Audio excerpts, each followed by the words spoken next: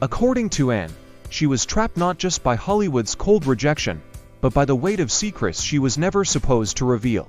She believed that her relationship with Ellen had become a kind of psychological prison, one in which her identity, her emotions, even her autonomy, were systematically eroded. It was easy to call Anne crazy. That label protected others. It was easier than asking, why would someone that brilliant, that successful, spiral so quickly and so publicly?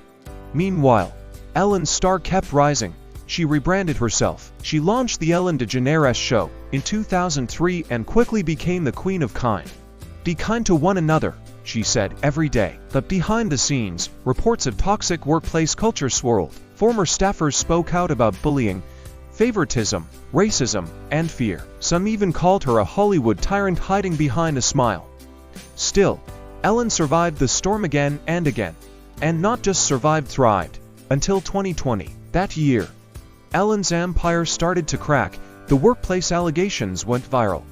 Her ratings plummeted. Her sponsors backed away. Celebrities once loyal to her remained silent. Then came the claims of deeper connections to Hollywood elites, secret parties, and allegations that linked her name, however loosely, to the Jeffrey Epstein network.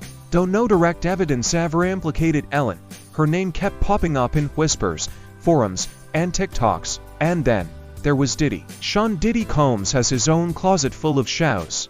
Whispers of blackmail, surveillance, powerful connections, and secret favors have long followed the music mogul. But what's less known is that Diddy and Ellen have allegedly run, in the same closed circles, elite Hollywood parties, off-record fundraisers, and private gatherings where photos are forbidden and phones are left at the door. Rumors claim Diddy helped cover up scandals, especially when high-profile celebrities were at risk of exposure. A few have even speculated that during the peak of Ellen's 2020 controversy, it was Diddy's influence and connections that helped her avoid legal trouble. Whether that's true or not remains unconfirmed. But when Anne Heche's car crashed into a house in 2022 at an almost unbelievable speed, conspiracies exploded, and was reportedly high, disoriented, and unresponsive when pulled from the wreck. She was pronounced brain dead a week later. The crash wasn't just bizarre, it was violent. Some called it tragic. Others called it a message, because just weeks before the crash, Anne had been speaking publicly about the need for truth in Hollywood. She was writing a follow-up memoir, teasing what she called the untold story. People close to her say she was feeling stronger, more clear-headed, more determined to reclaim her voice.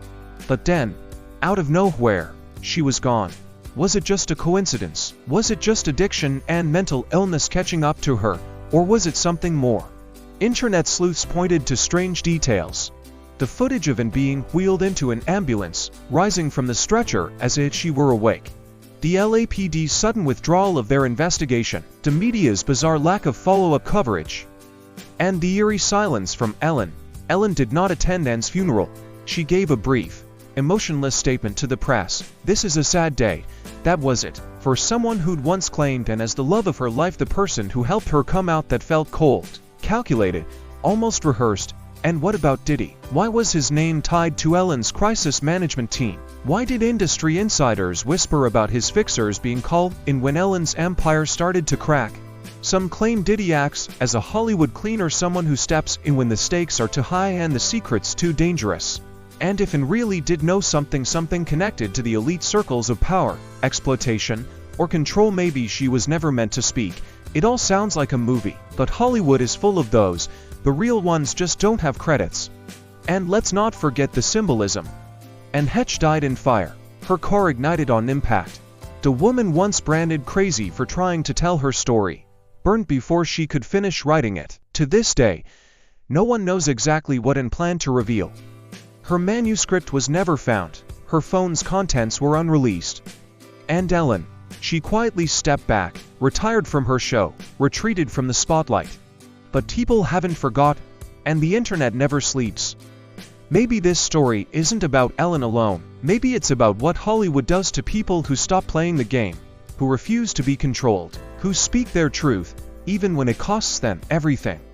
And Heche wasn't crazy. She was cornered. And in the end, she might have been silenced, not by fire, but by fear, and by the powerful people who would do anything to keep their empires from falling. So, the next time you hear the word crazy, remember what it can mean. Sometimes, it's just code for too dangerous to listen to. And sometimes, behind every fall from grace, is someone who gave the final push.